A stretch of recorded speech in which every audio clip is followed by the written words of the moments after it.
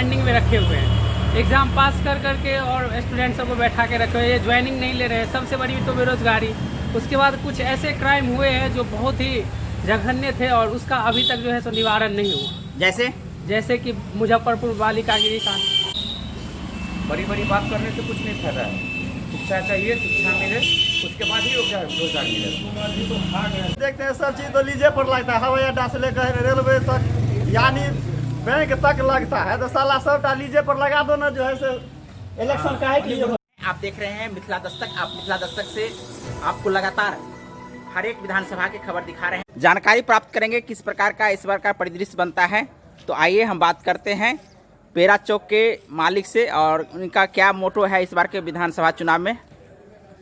तो आप लोगों को क्या लगता है कि इस बार बिहार में किस प्रकार का बदलाव आएगा? एनडीए को तो हम लोग सर 15 साल से झेल ही रहे हैं। वो क्या कर रहे हैं क्या नहीं कर रहे हैं, वो जमीनी स्तर पर तो कोई काम करते नहीं है। सिर्फ उनका जो काम होता है वो पेपर पे होता है। इसके बाद सत्ता परिवर्तन बहुत जरूरी है और बीजेपी भी उनके साथ है। उनका भी सत्ता नहीं हो सकता है क्योंकि वो भी उन्हीं के साथ है। जब उन्हीं को चुनेंगे, हम लोग को सत्ता परिवर्तन चाहिए इस बार जी। तो इस बार हम लोग उन्हीं का सपोर्ट करेंगे क्योंकि 15 साल हम लोगों ने एनडीए को झेला है। क्या बिहार में शराब बंद है? नहीं, शराब बंद है, होम डिलीवरी हो रहा है। तो आपको लगता है कि शराब मिल रहा है? जी सर। किस प्रकार के दावे आप करते हैं कि मिल रहा है? खुलेआम मिल रहा है, इसमें प्रशासन मिली भगत। खुलेआम मिलने का मतलब होगा दुकान लगा करके या नहीं, दुकान लगा करके होम डिलीवरी किया जाता है। इसमें नेता का भी हाथ है, सारा कुछ का हाथ है इस सब में। तो किस मुद्दा पे आप इस बार चुनाव को परिवर्तन देखना चाहते हैं? किस मुद्दा से? कौन ऐसा मुद्दा है जो आपको लगता है कि इस बार चुनाव में अहम रहेगा? देखिए, हम लोग का यही है कि युवा सरकार आएंगे तो युवा के लिए कुछ काम करेंगे। ये 15 साल से इन लोग को देख रहे हैं, क्या किए ये लोग? कुछ नहीं, गरीब के लिए कुछ भी ना किए, जहाँ तक कि लूटा गया।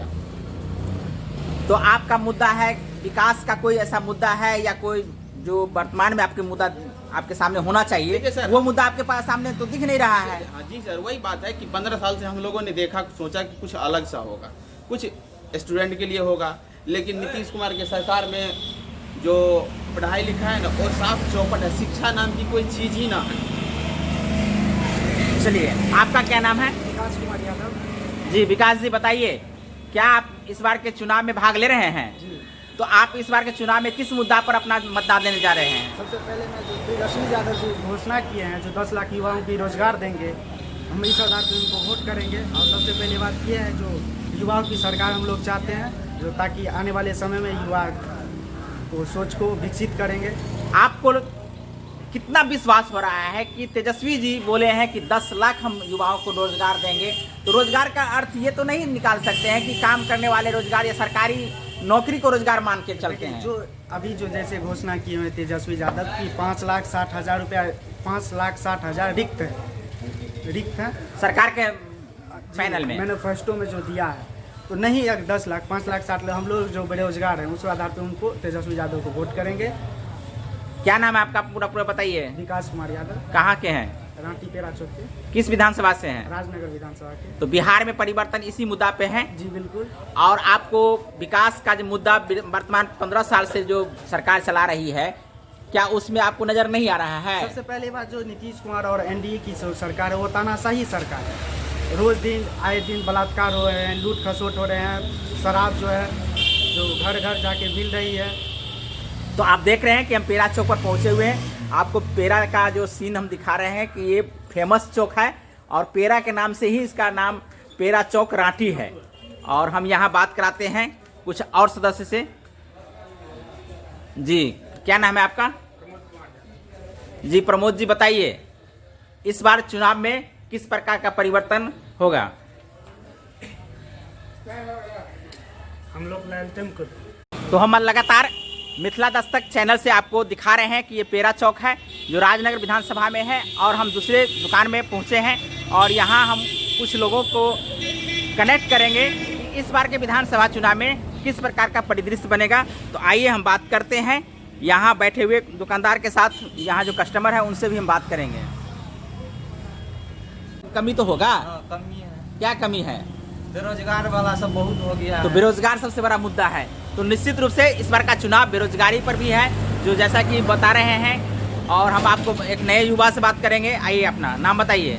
मेरा नाम मिथिलेश यादव है। जी मिथिलेश जी, बताइए क्या इस बार का चुनावी जो परिवर्तन है वो किस प्रकार से होने जा रहा है या किस मुद्दा पर चुनाव लड़ने जा रहे हैं? देखिए, इतना दिन 15 साल से चूँकि नीतीश कुमार का सरकार रह चुका है और जो है सो ये जो बहुत सारे वैकेंसी हैं जो अभी तक पेंडिंग में रखे हुए हैं, एग्ज़ाम पास कर करके और स्टूडेंट्स को बैठा के रखे हुए, ये ज्वाइनिंग नहीं ले रहे हैं। सबसे बड़ी तो बेरोजगारी, उसके बाद कुछ ऐसे क्राइम हुए हैं जो बहुत ही जघन्य थे और उसका अभी तक जो है सो निवारण नहीं हुआ।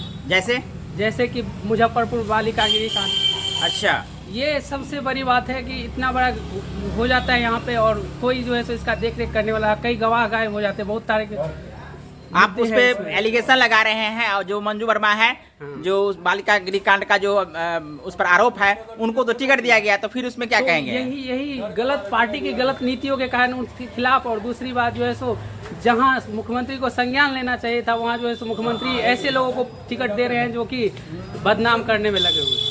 तो जैसा कि आप अपना मेन मुद्दा रखे हैं कि बेरोजगार है और इस बेरोजगारी के नाम पर आप वोट करने जा रहे हैं, जैसा कि तेजस्वी जी का मैनिफेस्टो में किस प्रकार का वादा किया गया कि 10 लाख युवाओं को हम रोजगार देंगे, तो क्या आपको लगता है कि पिछले 5 साल में 10 लाख युवाओं को रोजगार दिया जाएगा? बिल्कुल दिया जाएगा, क्योंकि बहुत सारी वैकेंसियां खाली है। उन्होंने कहा कि मतलब जितने वैकेंसी खाली है उनको भरेंगे, वो किया जा सकता है, वो कर सकते हैं, सरकार चाहे तो रोजगार दे सकता है। नाम आपका? पवन कुमार यादव। जी पवन जी, बताइए क्या इस बार परिवर्तन देखना चाहते इस हैं? बार सरकार चेंज होनी चाहिए, हर बार सत्ता में अलग अलग आदमी आना चाहिए। जी, लोकतंत्र के लिए आप चुनाव में चाहते हैं कि बदलाव हो, क्यों? नीतीश जी कुछ कर नहीं पाए अब तो तक, इसलिए अब नए चेहरा चाहते हैं लाने। नया चेहरा चाहते हैं। तो नया चेहरा तेजस्वी जी आपके सामने में है, तो तेजस्वी जी में क्या आपको खूबी है जो आपको लगता है कि चेंज हो जाएगा? तेजस्वी युवा है, युवा कुछ करेंगे, होनहार है। बताइए, आप अपना नाम बताइए। ललित जी, क्या इस बार परिवर्तन देखना चाहते हैं? सत्ता क्यों होना चाहिए? काम नहीं हो रहा है। कौन सा ऐसा काम नहीं लग रहा है कि नहीं हो रहा है? जल योजना का पाइप गड़ाया लेकिन पानी नहीं गिरा, वैसा ही गया। जल नल योजना फेल लग रहा है। और आपको रोजगार या शिक्षा या कृषि इस पर आपका धंधा पानी से लेकर के सब इस मुद्दा को भी आप इस बार चुनाव में रखेंगे?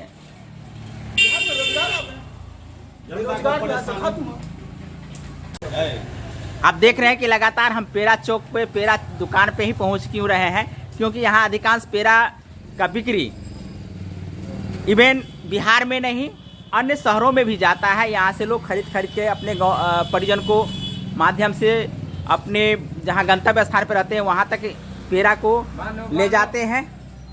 और हम बात करते हैं सबसे पहले दुकानदार से। जी, क्या नाम है आपका? जी, ललित यादव जी। लगता है चौक पे जो सब यादव जी हैं, बताइए। यादव के चौके है, यादव। अच्छा, तो आप इस बार बाबा क्या नाम है आपका? संजय यादव। कच्चे यादव क्या इस बार किस प्रकार से चुनाव में परिवर्तन होगा? लालटेन हम और छाप गलिया, क्या है लालटेन के दीजिएगा? छाप गलिए काहे दीजिएगा? वोट काहे लालटेन को दीजिएगा? जाइत है दैला। ओ, जातिवाद के नाम पे दे रहे हैं। अच्छा अच्छा। हम लगातार आपको मिथिला दस्तक चैनल से दिखा रहे हैं कि जो युवाओं में किस प्रकार का सोच है इस बार के चुनाव को लेकर के। तो हम एक नए युवा जो हमारे सामने में दिख रहा है उनसे बात करते हैं कि इस बार के चुनाव में क्या परिवर्तन लाना चाहते हैं या क्यों, किस आधार पर वोट करना चाहते हैं। क्या नाम का? मेरा नाम राजेश यादव हुआ। जी, बताइए। चुनाव का सबसे बड़ा मुद्दा है रोजगार। जी, जितने भी लोग हैं बेरोजगार बैठे हुए हैं, रोजगार मिलेगा उसके बाद ही कुछ होगा। तो इसमें परिवर्तन के लिए किसको आप चुनना चाहते हैं जो आपको लगता है कि रोजगार मुहैया करा सकता है? जो रोजगार संभव है उसके लिए चाहिए ना। सबसे बड़ी बात है शिक्षा नहीं मिल रही है। बड़ी बात करने से कुछ नहीं फायदा है। शिक्षा चाहिए, शिक्षा मिले उसके बाद ही रोजगार मिलेगा।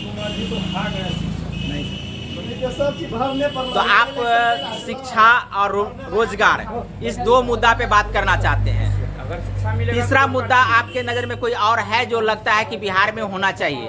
बिहार में सबसे बड़ी बात है शिक्षा मिलेगा, रोजगार मिलेगा। क्या नाम है आपका? चंद्रदेव कुमार यादव। जी, यादव जी, बताइए। लगता है सब यादव जी विचार कर लें कि इस तेजस्वी को ही वोट देना है, यादव के नाम पर या जातिवाद के नाम पे। सो बात नहीं न है। हाँ, क्या बात है? इस सरकार में देखते हैं सब चीज तो लीजे पर लगता है, हवाई अड्डा से लेकर रेलवे तक यानी बैंक तक लगता है, तो साला सबटा लीजे पर लगा दो ना, जो है से इलेक्शन का है कि ये होगा? माने इलेक्शन को भी चाहते हैं कि लीज पे दे नहीं दें। हो, मुकेश अंबानी हो यानी बहुते अंबानी है, उसको क्या दे दो। बात करते हैं? ठीक है, डॉक्टर तो भी मुख्यमंत्री का बाबा वही साहब चलेगा। अम्बेडकर आपके लिए अधिकार दिए हैं, उस अधिकार को भी आप बेच देना चाहते हैं। कन्हैया कुमार तो बहुत हल्ला करता है, उसको कौन मुजर करता है, उसको पीछे कौन जाता है? तो हम इसी के लगातार पीछे- आपको यहाँ की जो सरगर्मी है, चुनावी सरगर्मी आपको दिखाते हैं कि लोग यहाँ इकट्ठा हुए हैं, किंतु कुछ व्यक्ति कैमरा के नज़र से भागना भी चाहते हैं। हम ये युवा हैं जो 18 साल के लगभग में हो गए होंगे, इनसे पूछना चाहते हैं कि आप इस बार चुनाव में किसको वोट देंगे?